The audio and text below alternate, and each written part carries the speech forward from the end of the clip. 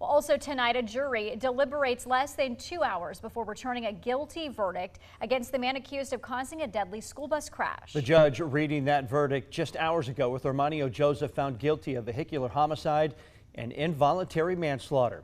2 News reporter Aaliyah Seabrooks has been in the courtroom every step of this trial. Joins us now live from Springfield with a breakdown of what the verdict means and what happens next. Aaliyah.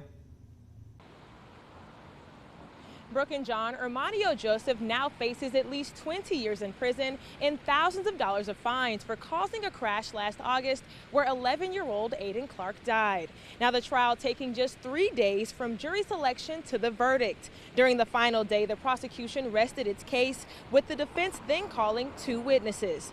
First, an accident reconstruction specialist testified that Joseph veered into the middle of the road, causing the crash, adding the sun was in Joseph's eyes, and that coupled with the curve of the road were factors in the incident.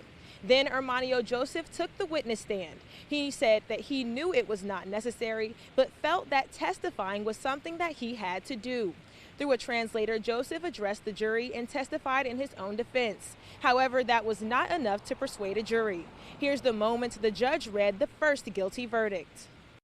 You find the defendant, Armanio Joseph, guilty of vehicular homicide pursuant to Ohio Revised Code Section 2903.06A3A, as set forth in count 2 of the indictment.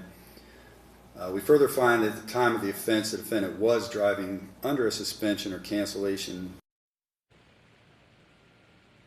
The validity of Joseph's Mexican driver's license was a major point for the prosecution. They argued that Joseph was illegally driving without a U.S. driver's license on the day of the bus crash, and the jury agreed. The defense argued that he was uninformed and only did not have a valid U.S. driver's license because he has temporary resident status and could not apply for a driver's license until he is granted permanent asylum. Joseph's lack of a valid license was cited as a deciding factor for the jury as the judge read the verdict. The judge also acknowledged the sensitivity of the case and the toll disturbing images that the jury saw had on them. This is something that we all, as members of the court system, signed up for, but you guys didn't. So I do want to thank you very much for your service.